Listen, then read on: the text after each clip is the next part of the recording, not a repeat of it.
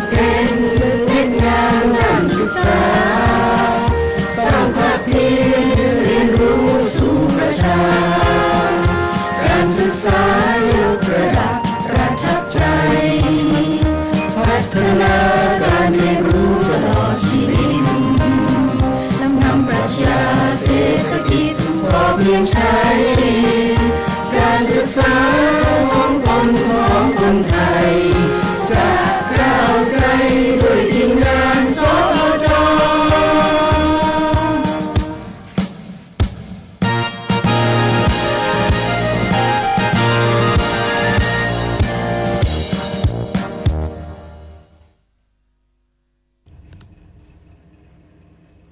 สวัสดีค่ะท่านผู้ชมที่เคารพทุกท่านกลับมาพบกันเช่นเคยนะคะกับรายการร้อยเรื่องราวข่าวสารเมืองแพร่ช่วงข่าวสารการศึกษาเมืองแพร่ค่ะ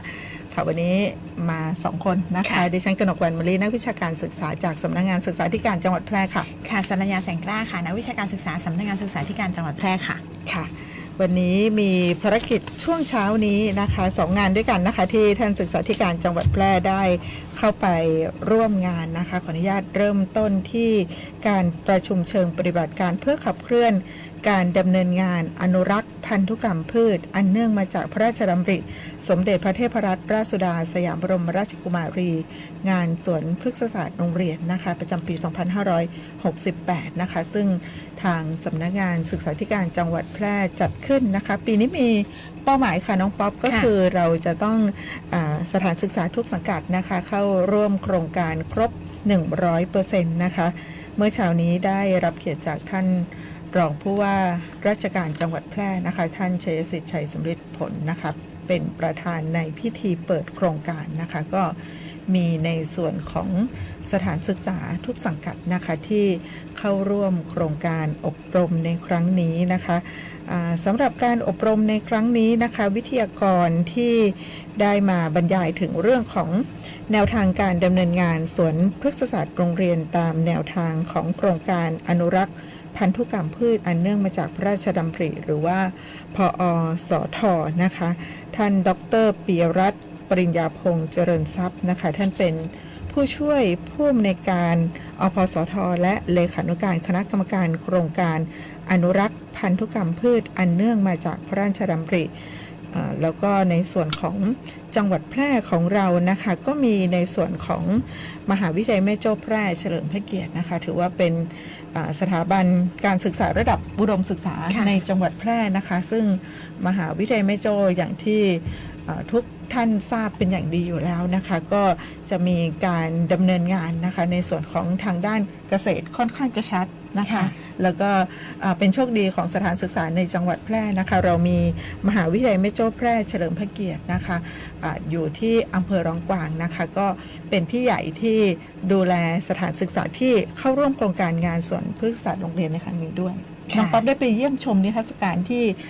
สถานศึกษาที่เป็นต้นแบบมาจัดแสดงในวันนี้ไหมคะค่ะก็จะเห็นถึงความตั้งใจของแต่ละโรงเรียนนะคะน้องๆก็ที่เป็นตัวแทนของแต่ละโรงเรียนนะคะก็สามารถที่จะพรีเซนต์ออกมาอย่างตั้งใจแล้วก็เข้าใจในงานนะคะว่าในส่วนพฤกษศาสตร์โรงเรียนเนี่ยต้องการที่จะสื่อสารถึงการอนุรักษ์ทรัพยากรหรือว่าสิ่งต่างๆในโรงเรียนสู่การเรียนรู้ยังไงนะคะซึ่งก็เป็นจุดเริ่มต้นนะคะน้องๆในโรงเรียนเองก็เป็นจุดเริ่มต้นที่จะช่วยกันอนุรักษ์พันธุ์พืชในครั้งนี้นะคะก็จะเห็นได้ว่าถ้าเราพูดถึงบางทีสวนพฤกษศาสตร์โรงเรียนเราก็อาจจะรู้สึกโอ้มันจะเป็นงานที่ยากลำบากหรือเปล่าแต่จริงๆแล้วโดยวัตถุประสงค์ของโครงการนะคะก็คือทุกอย่างในโรงเรียนนะคะไม่ว่าจะเป็นต้นไม้ใบหญ้าต่างๆนะคะก็สามารถที่จะเป็นแหล่งเรียนรู้ที่สำคัญในโรงเรียนเราได้นะคะถึงแม้โรงเรียนเราจะมองว่าโอ้มีต้นฉำฉา1 ต้นหรือว่าต้นยางนาอยู่แค่1 ต้นแต่อันนั้นเองนะคะก็คือแหล่งเรียนรู้ที่น้องๆในโรงเรียนเนี่ยจะสามารถเรียนรู้ไม่ว่าจะเป็นการต่อยอดต่างๆนะคะใบเอ่ยลำต้นเอ่ยกิ่งเอ่ยนะคะก็สามารถที่จะเป็นแหล่งเรียนรู้ที่สำคัญให้น้องๆนักเรียนในโรงเรียนได้ค่ะ ค่ะก็เป็นการเรียนรู้พันธุกรรมพืชนะคะเมื่อเช้านี้หลังจากพิธีเปิดนะคะซึ่งท่านรองผู้ว่าราชการจังหวัดแพร่นะคะท่านก็ได้เป็นประธานในพิธีเปิดนะคะเมื่อเช้านี้ได้รับเกียรติจากท่านคณบดีมหาวิทยาลัยแม่โจ้แพร่เฉลิมพระเกียรตินะคะท่านได้กล่าวต้อนรับนะคะน้องป๊อปแล้วก็ในส่วนของท่านศึกษาธิการจังหวัดแพร่นะคะท่านสุทินจันทรวรเชษฐ์นะคะได้กล่าวรายงานวัตถุประสงค์ของการดำเนินโครงการในครั้งนี้นะคะซึ่งในส่วนของหลังจากที่เสร็จสิ้นพิธีเปิดไปแล้วนะคะผู้ช่วยศาสตราจารย์ดร.รัฐพงศ์ปกแก้วคณบดีของมหาวิทยาลัยแม่โจ้แพร่เฉลิมพระเกียรตินะคะพร้อมด้วยคณะทำงานทุกท่านนะคะก็ได้มีโอกาสติดตามท่านประธานนะคะได้ไปเยี่ยมชมแล้วก็ให้กำลังใจสถานศึกษาที่มาร่วมจัดนิทรรศการในงานวันนี้นะคะก็นำโดยทางมหาวิทยาลัยแม่โจ้แพร่เฉลิมพระเกียรตินะคะแล้วก็มีสถานศึกษาต้นแบบอีก2แห่งในสังกัดของสำนักงานเขตพื้นที่การศึกษามัธยมศึกษาแพร่นะคะก็คือโรงเรียนนารีรัตน์จังหวัดแพร่แล้วก็โรงเรียน2พิทยาคมนะคะที่มาร่วมจัดนิทรรศการในครั้งนี้โดยมีคุณครูแล้วก็นักเรียนอย่างที่น้องป๊อปบอกไปนะคะก็คือได้มานำเสนอนะคะในเรื่องของการดำเนินงานสวนพฤกษศาสตร์โรงเรียนนะคะแล้วก็ตอนนี้ได้ป้ายพระราชทานเรียบร้อยแล้วนะคะสำหรับสถานศึกษาสังกัดสำนักงานเขตพื้นที่การศึกษามัธยมศึกษาแพร่ถ้าจำไม่ผิด16 โรงนะคะเข้าร่วมโครงการครบทั้ง16 โรงครบ 100% แล้วนะคะสำหรับสถานศึกษาสังกัดสำนักงานเขตพื้นที่การศึกษามัธยมศึกษาแพร่นะคะในการเข้าร่วมโครงการงานสวนพฤกษศาสตร์โรงเรียนแล้วก็ได้ป้ายพระราชทานไปแล้วประมาณ7 โรงด้วยกันนะคะอันนี้ก็ต้องขอแสดงความยินดีด้วยนะคะเมื่อเช้านี้ท่านรองพร้อมกับคณะไปเยี่ยมชมแล้วก็ให้กำลังใจในส่วนของการดำเนินงานรวมไปถึงผลผลิตที่เกิดขึ้นจากการดำเนินงานตามงานอนุรักษ์พันธุกรรมพืชอันเนื่องมาจากพระราชดำริสมเด็จพระเทพรัตนราชสุดาสยามบรมราชกุมารีงานสวนพฤกษศาสตร์โรงเรียนด้วยนะคะก็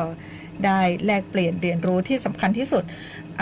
บุคลากรนะคะไม่ว่าจะเป็นผู้บริหารคณะครูทุกๆสังกัดนะคะที่เข้าร่วมประชุมเชิงปฏิบัติการในวันนี้นะคะก็มีโอกาสได้แลกเปลี่ยนเรียนรู้ตอนนี้ถือว่าไม่ได้เริ่มนับหนึ่งแบบไม่รู้อะไรเลยนะคะเพราะว่าวันนี้เรามีท่านวิทยากรนะคะที่เดินทางมาจากส่วนกลางโดยตรงเลยก็คือท่านจากโครงการอนุรักษ์พันธุกรรมพืชอันเนื่องมาจากพระราชดำรินะคะแล้วก็มีในส่วนของคณะวิทยากรคณาจารย์นะคะจากทั้งทางมหาวิทยาลัยแม่โจ้นะคะที่จังหวัดเชียงใหม่นะคะรวมไปถึงคณาจารย์จากทางมหาวิทยาลัยแม่โจ้แพร่เฉลิมพระเกียรตินะคะที่ร่วมมาให้ข้อมูลแล้วก็รวมไปถึงในเรื่องของขั้นตอนการสมัครเป็นสมาชิกส่วนพฤกษศาสตร์โรงเรียนด้วยนะคะอย่างที่น้องป๊อปพูดไปการที่จะเข้าร่วมโครงการนี้ไม่จำเป็นจะต้องสถานที่หรือว่าอาณาเขตสถานที่บริเวณของโรงเรียนกว้างมีป่ามีต้นไม้เยอะแยะอะไรขนาดนั้นนะคะบางโรงเรียนอาจจะมีบริบทของสถานที่ค่อนข้างจำกัดนะคะอาจจะเป็นสักมุมหนึ่งของโรงเรียนนะคะที่ใช้เป็นแหล่งเรียนรู้ที่เด็กๆสามารถที่จะมาเรียนรู้ในเรื่องของในส่วนของงานสวนพฤกษศาสตร์โรงเรียนก็คือพันธุกรรมพืชนะคะพืชนานาพันธุ์บางทีเราอาจจะมองข้ามไปจริงๆแล้วพืชพันธุ์ต่างๆนะคะมีประโยชน์ค่อนข้างเยอะเลยทีเดียวนะคะค่ะตอนวันนี้เองนะคะก็อาจจะเป็นการจุดประกายแล้วก็ทำให้มองเห็นภาพได้ชัดเจนยิ่งขึ้นนะคะเพราะว่าทางตัวแทนของโครงการเองนะคะมาให้ข้อมูลแล้วก็ความรู้ต่างๆนะคะรวมถึงเราก็ยังมีมหาวิทยาลัยแม่โจ้แพร่เฉลิมพระเกียรตินะคะซึ่งเป็นพี่ใหญ่อยู่ในจังหวัดของเรานะคะในการที่จะให้ข้อมูลแล้วก็เหมือนคอยซัพพอร์ตนะคะคอยสนับสนุนกิจกรรมต่างๆของสวนพฤกษศาสตร์โรงเรียนนะคะไม่เข้าใจตรงไหนหรือว่าติดขัดในการดำเนินการขั้นตอนไหนนะคะก็สามารถที่จะปรึกษาพี่ใหญ่ก็คือมหาวิทยาลัยแม่โจ้แพร่เฉลิมพระเกียรติได้นะคะค่ะก็สามารถที่จะแลกเปลี่ยนเรียนรู้แล้วก็เป็นที่ปรึกษาให้ได้นะคะสำหรับ ช่วงบ่ายของวันนี้นะคะช่วงบ่ายก็จะเป็นในส่วนของการเสวนาเชิงปฏิบัติการแล้วก็ในเรื่องของการสมัครสมาชิกแล้วก็การดำเนินงานสวนพฤกษศาสตร์โรงเรียนนะคะโรงเรียนไหนที่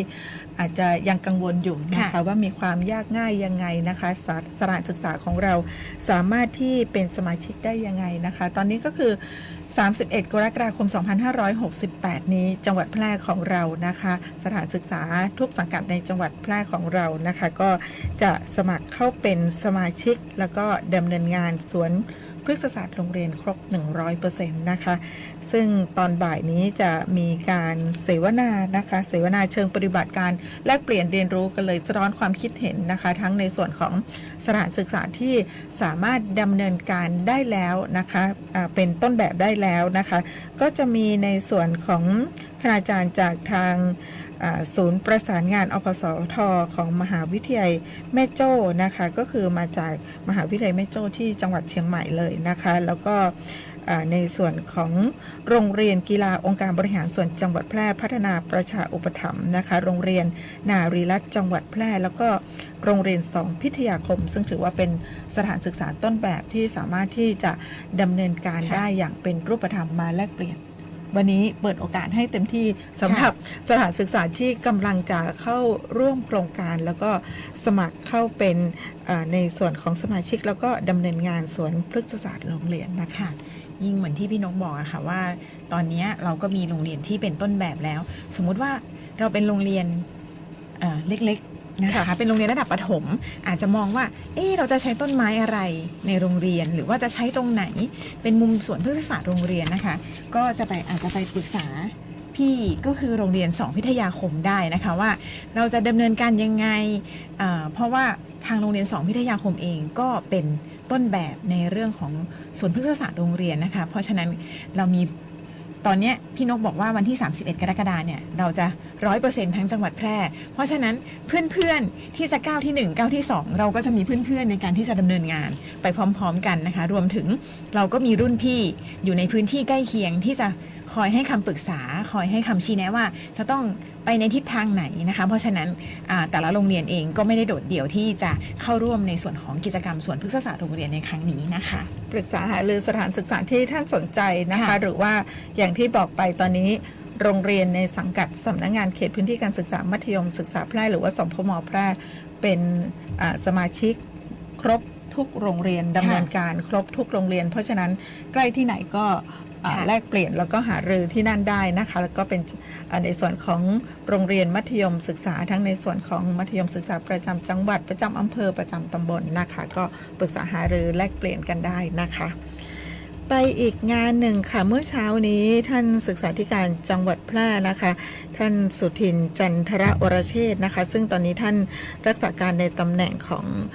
ผู้อำนวยการสำนักงานส่งเสริมสวัสดิการและสวัสดิภาพครูและบุคลากรทางการศึกษาจังหวัดแพร่หรือว่าสกสค.แพร่นะคะเมื่อเช้านี้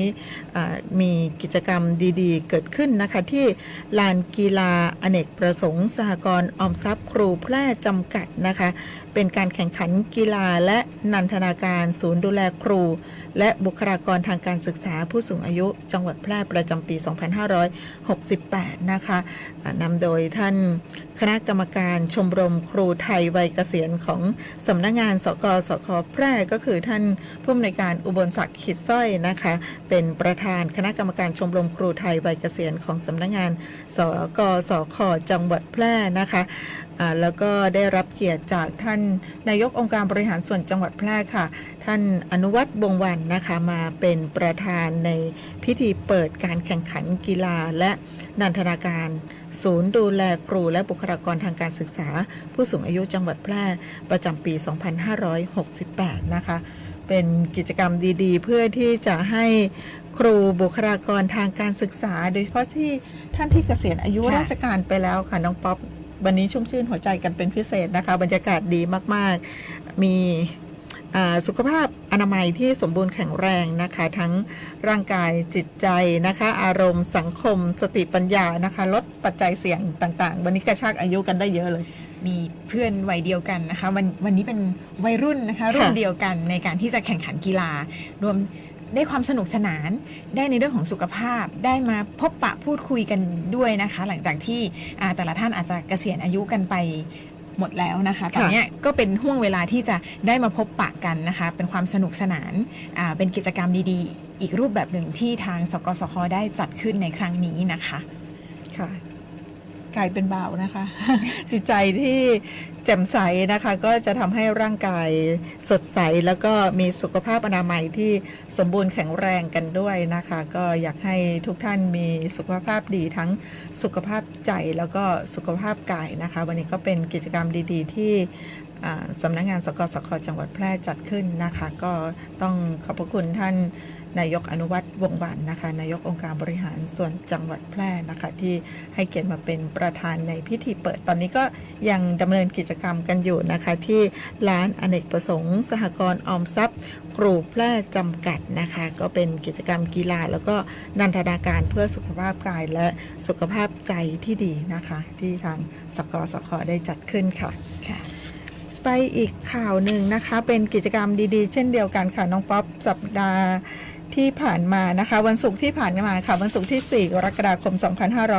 2568 ค่ะในส่วนของท่านผู้ว่าราชการจังหวัดแพร่นะคะท่านก็ได้พาเด็กนักเรียนนะคะเข้าชมภาพยนตร์นะคะเป็นภาพยนตร์พระล่วงมหาศึกสุโขทัยนะคะซึ่งท่านผู้ว่าราชการจังหวัดแพร่ท่านสมชัยเลิศประสิทธิพันธ์นะคะได้นำเอานักเรียนนะคะทั้งโรงเรียนดาริรัตน์จังหวัดแพร่โรงเรียนพิริยาลัยจังหวัดแพร่โรงเรียนสาธิตเทศบาลบ้านเชตวันนะคะร่วมกิจกรรมรับชมภาพยนตร์เรื่องพระร่วงมหาศึกสุโขทัยนะคะก็เป็นภาพยนตร์ดีๆที่เป็นการย้อนรอยประวัติศาสตร์ชาติไทยในสมัยยุคสุโขทัยนะคะก็ทำให้เด็กๆนะคะได้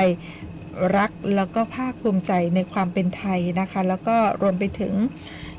สร้างแรงบันดาลใจให้กับคนไทยเกิดความรักแล้วก็ความหวงแหนชาตินะคะก็จัดขึ้นที่ห้างมาร์คโฟพลาซ่านะคะอำเภอเมืองแพร่จังหวัดแพร่นะคะต้องกราบขอบคุณท่านผู้ว่าราชการจังหวัดแพร่นะคะท่านสมชัยเลิศประสิทธิพันธ์นะคะจัดกิจกรรมดีๆให้กับน้องๆนักเรียนได้รับชมกันนะคะจะขออนุญาตยกยอดข่าวอีกข่าวหนึ่งไปช่วงเบรกหน้าก็แล้วกันนะคะสัปดาห์ที่ผ่านมามีข่าวดีสำหรับชาวจังหวัดแพร่นะคะนั่นก็คือเมื่อวันที่1 กรกฎาคม 2568 ที่ผ่านมานะคะก็มีการประกาศผลการประกวดทักษะลูกเสือเนตรนารี Scout Skill Challenge ประจำปี 2568 นะคะซึ่งปีนี้นะคะตัวแทนของจังหวัดแพร่ก็คือเนตรนารีสามัญรุ่นใหญ่จากโรงเรียนเทพนารีนะคะก็ไปคว้าชัยชนะระดับประเทศมานะคะก็ขออนุญาตพักเบรกช่วงนี้กันสักครู่ช่วงหน้ากลับมาติดตามข่าวสารกันต่อค่ะ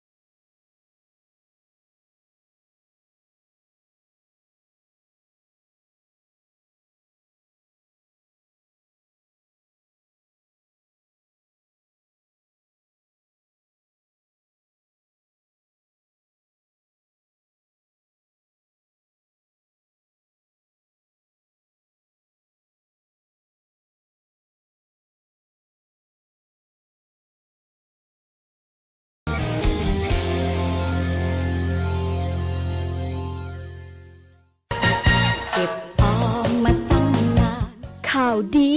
สำหรับคนอยากมีบ้านธนาคารอาคารสงเคราะห์มีสินเชื่อปลูกสร้างที่อยู่อาศัยบนที่ดินของตนเองอัตราดอกเบี้ยต่ำยื่นกู้ตั้งแต่3 มีนาคมถึง30 ธันวาคม 2568 อนุมัติและทำนิติกรรมภายใน30 ธันวาคม 2568 ผ่อนสบายสูงสุด40 ปีกรณีทำประกันสินเชื่อดอกเบี้ยเดือนที่ 1-6 0.89% ต่อปีและกรณีไม่ทำประกันสินเชื่อดอกเบี้ย 1.29% ต่อปีวงเงินในโครงการมีจำนวนจำกัดติดต่อสอบถามที่ธนาคารอาคารสงเคราะห์สำนักงานสาขาแพร่ 054-621-490-5 ธนาคารอาคารสงเคราะห์ทำให้คนไทยมีบ้านดูแลผูกพัน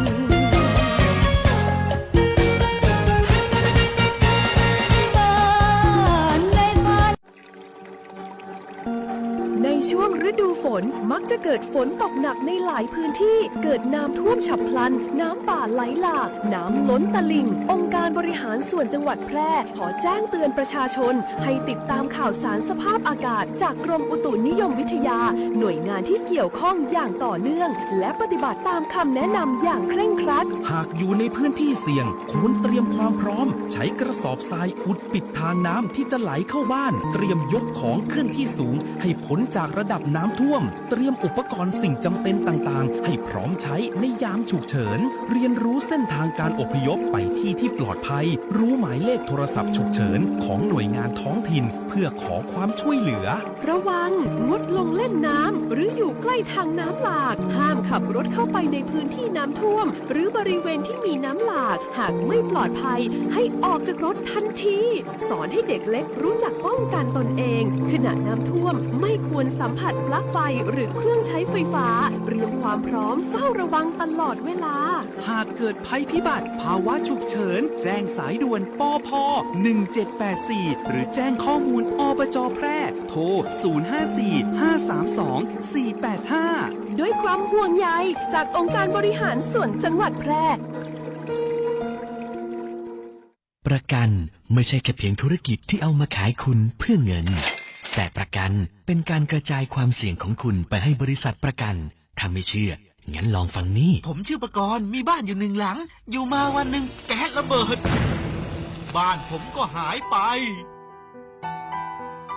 คุณว่าใครจะรับผิดชอบให้ประกรณ์ถ้าเขาไม่ทำประกันทำประกันเถอะครับจะประกันไหนๆก็อุ่นใจเมื่อมีประกันคปภ.สำนักงานคณะกรรมการกำกับและส่งเสริมการประกอบธุรกิจประกันภัย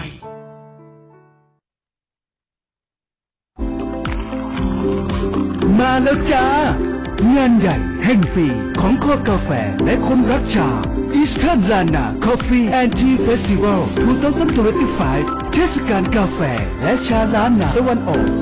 จัดโดยจังหวัดเชียงรายโดยสำนักงานการท่องเที่ยวและกีฬาจังหวัดเชียงรายขอเชิญชวนผู้ประกอบการเกษตรกรบาริสต้าและคนรักกาแฟชามาร่วมกิจกรรมสุดเข้มข้นการประกวดแหล่งผลิตเมล็ดกาแฟคุณภาพการประกวดแหล่งผลิตชาคุณภาพภายใต้แนวคิดการพัฒนาอย่างยั่งยืนของกลุ่มจังหวัดภาคเหนือตอนบน2เชียงรายพะเยาแพร่น่านการแข่งขันบาริสต้าอีสเทิร์นลานาลาเต้อาร์ตแชมเปี้ยนชิพ2025การแข่งขันชงชากาแฟเชิงสร้างสรรค์กับ Amazing Thailand Drink Season 4การแข่งขันค็อกเทลที่สร้างสรรค์ด้วยชาและกาแฟพร้อมโชว์ลีลาผสมเครื่องดื่มสุดเร้าใจชิงเงินรางวัลและโล่เกียรติยศมากมายเปิดรับสมัครแล้ววันนี้ติดตามรายละเอียดข้อมูลเพิ่มเติมหรือสมัครได้ทาง Facebook Fanpage Eastern Lana Coffee and Tea อย่าพลาดความหอมกลุ่นแห่งล้านนาตะวันออกรอคุณอยู่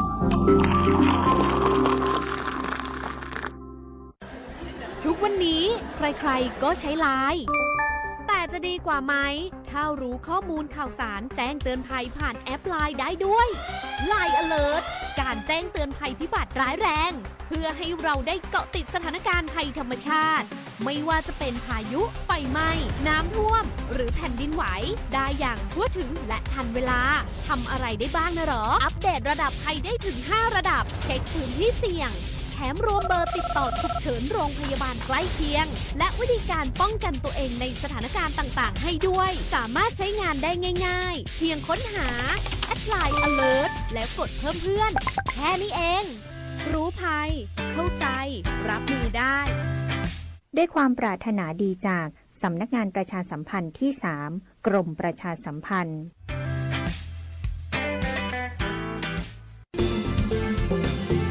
คุณกำลังฟังสวท.แพร่ FM 91 MHz ต้อนรับท่านผู้ฟังเข้าสู่ช่วงที่ 2 ของช่วงข่าวสารการศึกษาเมืองแพร่นะคะเกริ่นไปเมื่อก่อนที่จะหมดเบรกแรกของรายการนะคะก็คือเมื่อวันที่1กรกฎาคม2568ที่ผ่านมานะคะเป็นพิธีทบทวนคำปฏิญาณและสวนสนามเนื่องในวันคล้ายวันสถาปนาคณะลูกเสือแห่งชาติประจำปี 2568 นะคะอย่างที่ได้ประชาสัมพันธ์ไปเมื่อสัปดาห์ที่ผ่านมานะคะก็คือในส่วนของการจัดพิธีทบทวนคำปฏิญาณและสวนสนามเนื่องในวันคล้ายวันสถาปนาคณะลูกเสือแห่งชาติประจำปี 2568 นะคะก็จัดพร้อมกันทั่วประเทศนะคะในส่วนของส่วนกลางนะคะก็จัดที่สนามสุพัชราไสยกรีฑาสถานแห่งชาติที่กรุงเทพมหานครนะคะโดยมีท่านพลเอกสุรยุทธ์จุลานนท์ประธานองคมนตรีผู้แทนพระองค์เป็นประธานในพิธีทบทวนคำปฏิญาณและสวนสนามค่ะซึ่งในส่วนของท่านศึกษาธิการจังหวัดแพร่นะคะท่านสุทินจันทรวรเชษฐ์นะคะท่านก็ได้ไปร่วมพิธีทบทวนคำปฏิญาณและสวนสนามเนื่องในวันคล้ายวันสถาปนาคณะลูกเสือแห่งชาติประจำปี 2568 นะคะที่สนามสุพัชราไสยกรีฑาสถานแห่งชาติที่กรุงเทพด้วยนะคะนอกจากนั้นนะคะในส่วนของพิธีทบทวนคำปฏิญาณและสวนสนามนะคะตัวแทนของจังหวัดแพร่ก็คือผู้ที่ชนะการแข่งขันระดับจังหวัดนะคะที่เข้าไปร่วมสวนสนามในครั้งนี้ด้วยนะคะก็คือในส่วนของเนตรนารีสามัญรุ่นใหญ่จากโรงเรียนเทพนารีนะคะก็ไปร่วมสวนสนามในพิธีในครั้งนี้ด้วยนะคะปีนี้พิเศษนะคะน้องป๊อปพิเศษกว่าทุกปีที่ผ่านมาตัวแทนของจังหวัดแพร่ที่ได้รับการคัดเลือกเป็นตัวแทนของจังหวัดแพร่จะมีการเข้าไปประกวดระเบียบแถวลูกเสือเนตรนารีในระดับประเทศเฉพาะการประกวดระเบียบแถวเท่านั้นนะคะแต่ว่าปีนี้พิเศษกว่าทุกปีที่ผ่านมาก็คือจะเป็นการแข่งขันทักษะลูกเสือเนตรนารีที่เรียกกันว่า Scout Skill Challenge นะคะก็เป็นการแข่งขันทักษะที่มีความสำคัญนะคะต่อการดำรงชีวิตของน้องๆลูกเสือเนตรนารีนะคะไม่ได้ประกวดเฉพาะระเบียบแถวอย่างเดียวระเบียบแถวก็เป็นหนึ่งในกิจกรรมนั้นนะคะใช่ค่ะเหมือนที่พี่นกบอกค่ะว่ามันเป็นทักษะลูกเสือนะคะเพราะฉะนั้นเราก็จะรู้อยู่แล้วว่าลูกเสือนอกจากระเบียบแถวแล้วทักษะที่ประกวดในครั้งนี้ก็คือทักษะการสร้างที่พักชั่วคราวรวมถึงทักษะการประกอบอาหารชาวค่ายและที่เป็นปัจจุบันยิ่งไปกว่านั้นนะคะน้องๆก็จะต้องประกวดทักษะที่4ก็คือการจัดทำคลิปสั้นนะคะซึ่งเป็นโลกของเทคโนโลยีที่น้องๆจะต้องใช้ทักษะต่างๆเหล่านี้นะคะในการที่จะเข้าประกวดทักษะลูกเสือในครั้งนี้นะคะไม่ว่าจะเป็นการประกวดระเบียบแถวนะคะก็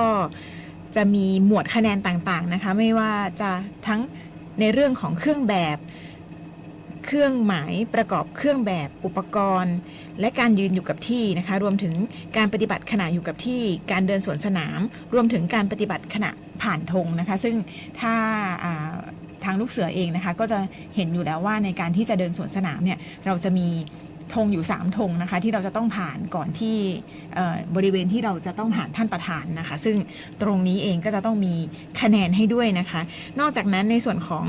ทักษะการสร้างที่พักชั่วคราวนะคะน้องๆเขาจะมีคะแนน100คะแนนที่จะต้องรวมตั้งแต่การเตรียมวัสดุอุปกรณ์กระบวนการทำงานความมั่นคงและความปลอดภัยรวมถึงความคิดสร้างสรรค์ในการสร้างที่พักนะคะในส่วนของทักษะการประกอบอาหารชาวค่ายนะคะอันนี้นี่จะเป็นที่ทักษะที่พี่นกถนัดมากเลยนะคะเวลาที่ไปเข้าค่ายลูกเสือนะคะทักษะนี้เองนะคะก็จะมีในเรื่องของความเหมาะสมของการเตรียมอุปกรณ์กระบวนการทำงานความสะอาดและความถูกต้องตามหลักโภชนาการนะคะรวมถึงความคิดสร้างสรรค์และก็ความหลากหลายของประเภทอาหารนะคะในทักษะที่4ก็คือการจัดทำคลิปสั้นนะคะก็จะมีในส่วนของคะแนนของเนื้อหาและเรื่องราวหมวดของการกระบวนการทำงาน คุณค่าแล้วก็ประโยชน์รวมถึงความคิดสร้างสรรค์แล้วก็นวัตกรรมนะคะซึ่งในปีนี้เองอะค่ะมันเป็นสิ่งที่พิเศษนะคะเพราะว่ามันไม่ใช่การประกวดระเบียบแถวอย่างเดียวน้องๆจะต้องใช้ทักษะต่างๆนะคะในการที่เป็นลูกเสือมานะคะในการที่จะรวบรวมคะแนนเพื่อที่จะได้ลำดับที่1ชนะเลิศนะคะไม่ใช่เพียงแต่การประกวดระเบียบแถวรวมถึงการสร้างที่พักรวมถึงการประกอบอาหารและที่เป็นปัจจุบันยิ่งกว่านั้นก็คือทักษะในการทำคลิปซึ่งเด็กๆสมัยนี้เนี่ยจะต้องได้ใช้ในการที่จะทั้งการเรียนเองแล้วก็การดำเนินชีวิตซึ่งเป็นของที่เหมือนจะใกล้ตัวน้องๆแต่ว่าก็ต้องอาศัยทักษะในการที่จะทำยังไงให้ออกมาอย่างสร้างสรรค์แล้วก็เป็นประโยชน์ต่อส่วนรวมด้วยนะคะค่ะก็มีทั้งในส่วนของกิจกรรมทั้งหมดที่น้องป๊อปพูดไปนะคะก็เพื่อที่จะสร้างความมีระเบียบวินัยนะคะความอดทนนะคะแล้วก็การที่อยู่ร่วมกลุ่มกันนะคะระบบหมู่ก็มีความสำคัญนะคะเพราะฉะนั้นในส่วนของความสามัคคีแล้วก็การมีน้ำใจให้กันก็เป็นสิ่งที่สำคัญนะคะรวมไปถึงการทำคลิปก็ส่งเสริมให้เด็กๆนะคะมีทักษะแล้วก็มีความคิดสร้างสรรค์ด้วยนะคะอันนี้ก็ถือว่าปีนี้ถือว่าเป็นนิมิตหมายใหม่ๆที่ชัดเจนที่ดีมากๆเลยนะคะรวมไปถึงการประกวดระเบียบแถวด้วยนะคะปีนี้ผลการเขาเรียกว่าผลการประกวดนะคะในส่วนของผลการประกวดทักษะลูกเสือเนตรนารีนะคะ Scout Skill Challenge ประจำปีงบประมาณ 2568 นะคะก็ไปที่ค่ายลูกเสือวชิราวุธที่จังหวัดชลบุรีนะคะไม่ได้ไปที่เฉพาะเดินสวนสนามที่สนามสุพัชราไสยเท่านั้นนะคะทักษะทั้งหมดทั้งมวลที่พูดถึงนะคะก็ไปประกวดนะคะไปแข่งขันกันที่ค่ายลูกเสือวชิราวุธที่จังหวัดชลบุรีนะคะแล้วก็รวมคะแนนแล้วก็มีประกาศออกมานะคะเมื่อวันที่1กรกฎาคม2568นะคะโดยลงนามโดยท่านปลัดกระทรวงศึกษาธิการนะคะท่านวรัตน์พฤกษาทวีกุลนะคะซึ่งในส่วนของผลการแข่งขันนะคะปรากฏว่าตัวแทนของจังหวัดแพร่ของเราก็คือเนตรนารีสามัญรุ่นใหญ่จากโรงเรียนเทพนารีนะคะก็ได้รับรางวัลชนะเลิศระดับประเทศนะคะก็ขอแสดงความยินดีด้วยค่ะใช่ค่ะขอแสดงความยินดีทั้งท่านผู้บริหารนะคะน้องๆนักเรียนนะคะในการประกวดครั้งนี้เนี่ยนอกจากจะเป็นตัวแทนของจังหวัดเองนะคะเข้าไปแข่งขันในระดับประเทศแล้วนะคะน้องๆก็ยังสร้างความภูมิใจให้กับทั้งโรงเรียนตัวเองแล้วก็ครอบครัวด้วยนะคะการไปครั้งนี้มันเป็นสิ่งที่พิเศษกว่าทุกๆปีนะคะน้องๆก็จะตื่นเต้นแล้วก็ภูมิใจกับสิ่งที่ได้มาด้วยนะคะค่ะก็ได้รับความอนุเคราะห์จากท่านผู้ทรงคุณวุฒิทางด้านลูกเสือนะคะพันเอกบุญนำเทศัชบุตรนะคะสัปดาห์ที่ผ่านมานะคะผอ.สิทธิเดชบอกว่าท่านพันเอกบุญนำเทศัชบุตรไปติวเข้มให้เลยนะคะสำหรับน้องๆนะคะก็คว้ารางวัลชนะเลิศระดับประเทศมานะคะก็ขอแสดงความยินดีด้วยนะคะสำหรับเนตรนารีสามัญรุ่นใหญ่จากโรงเรียนเทพนารีนะคะเล่าอีกนิดนึงนะคะเป็นประเภทที่มีคนประกวดเยอะที่สุดนะคะผลการคัดเลือกของแต่ละจังหวัดที่มาแข่งระดับประเทศปรากฏว่าเนตรนารีสามัญรุ่นใหญ่มีทั้งหมด33ทีมด้วยกันซึ่งถือว่าเยอะสุดรองลงมาก็คือลูกเสือสามัญรุ่นใหญ่นะคะมีทั้งหมด18ทีมอันนี้รองลงมาสูงสุดก็คือเนตรนารีสามัญรุ่นใหญ่ปรากฏว่า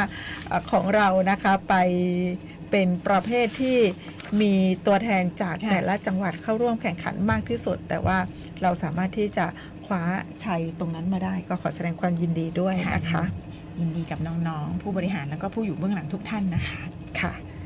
ข่าวต่อไปค่ะเป็นกิจกรรมสำคัญเมื่อช่วงสัปดาห์ที่ผ่านมาเช่นเดียวกันนะคะวันที่4กรกฎาคม2568ค่ะทางสำนักงานศึกษาธิการจังหวัดแพร่นะคะได้จัดกิจกรรมคัดเลือกวิธีปฏิบัติที่เป็นเลิศ best practice ในการพัฒนาเด็กปฐมวัย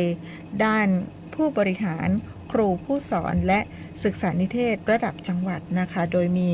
ท่านศึกษาธิการจังหวัดแพร่ค่ะท่านสุทินจันทรวรเชษฐ์นะคะเป็นประธานเปิดกิจกรรมการคัดเลือก วิธีปฏิบัติที่เป็นเลิศ Best Practice ในการพัฒนาเด็กปฐมวัยด้านผู้บริหารครูผู้สอนและศึกษานิเทศระดับจังหวัดนะคะเพื่อที่จะให้สถานศึกษาได้มีโอกาสแลกเปลี่ยนเรียนรู้นำเสนอผลงานแล้วก็คัดเลือกผลงานการปฏิบัติที่เป็นเลิศระดับจังหวัดนะคะซึ่งถือว่าเป็นเวทีให้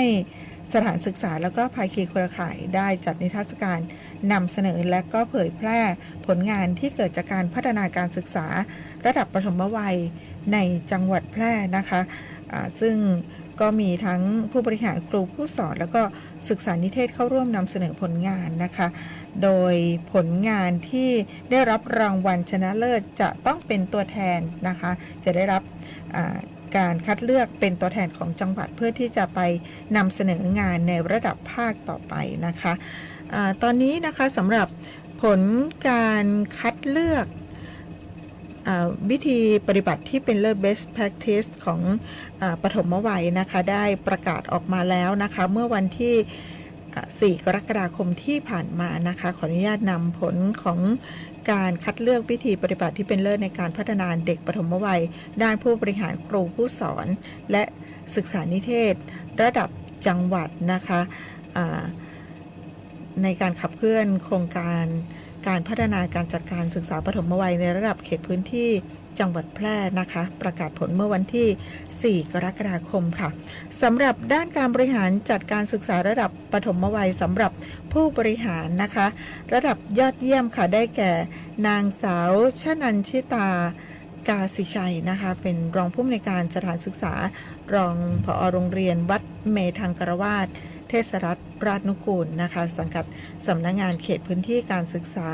ประถมศึกษาแพร่เขต 1ค่ะผลงานก็คือการพัฒนาคุณภาพการศึกษาเด็กปฐมวัยด้วยระบบการประกันคุณภาพภายในสถานศึกษาของโรงเรียนวัดเมธังกรวาสค่ะรางวัลระดับดีเลิศนะคะได้แก่นายสุพนัทวงศ์สกุลค่ะผู้อำนวยการโรงเรียนบ้านแม่จัวประชาราษฎร์รังสรรค์นะคะสังกัดสำนักงานเขตพื้นที่การศึกษาประถมศึกษาแพร่เขต 2นะคะผลงานการบริหารจัดการผลการบริหารจัดการศึกษาปฐมวัยด้วยรูปแบบ 4S KISS Model นะคะต่อไปนะคะสำหรับด้านการจัดประสบการณ์การเรียนรู้ระดับปฐมวัยสำหรับครูผู้สอนนะคะระดับยอดเยี่ยมได้แก่นางสาวธิดารัตน์สุขศรีใจค่ะครู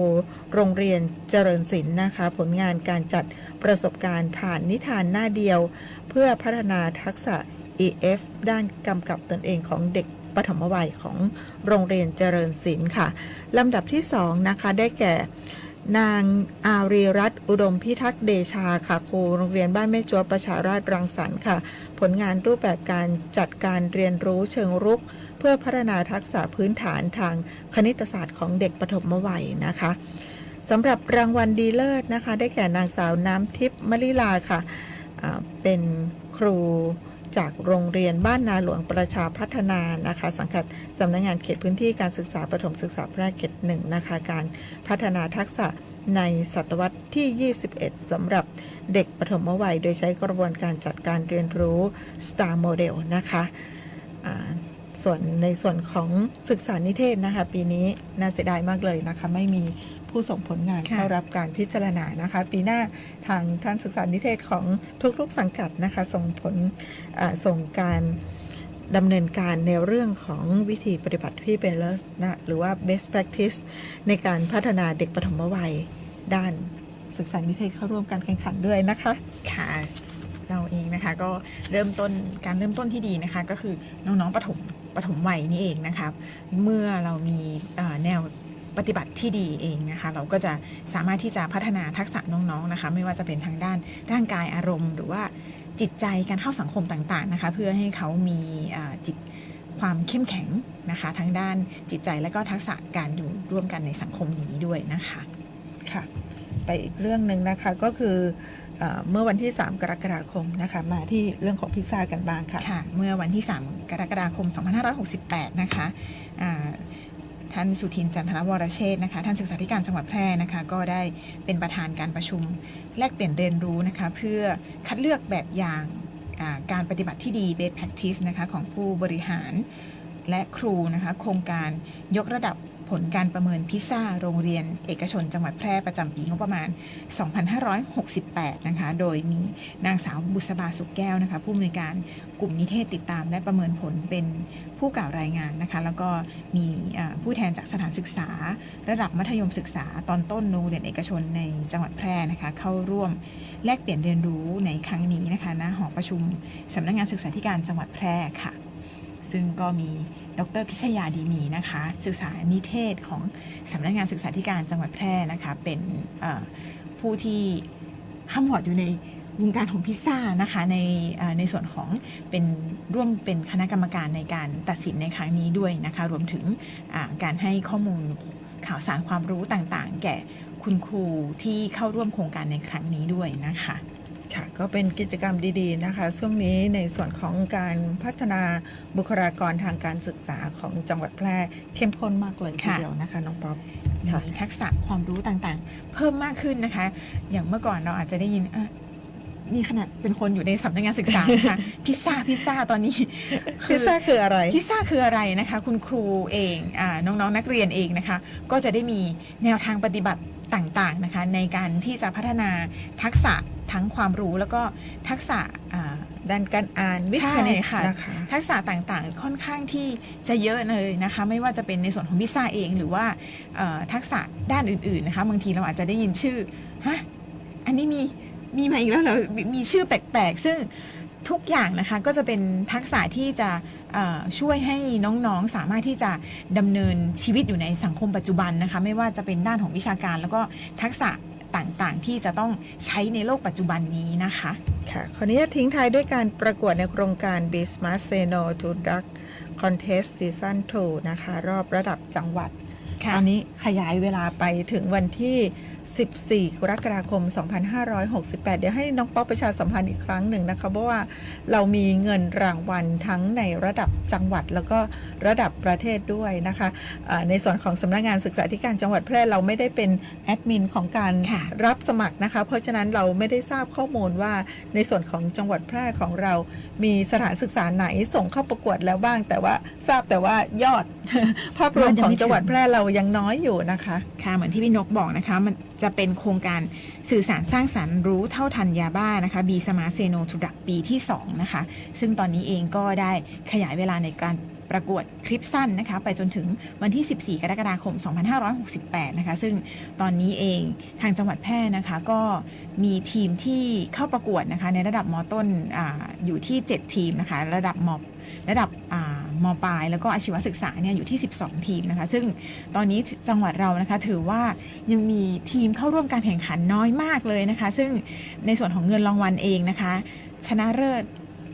อันดับที่1นะคะเงินรางวัลอยู่ที่ 50,000 บาทค่ะอันดับ2อยู่ที่ 30,000 บาทชนะเลิศอันดับที่3อยู่ที่ 10,000 บาทนะคะเงินรางวัลค่อนข้างที่จะเยอะเลยนะคะในการ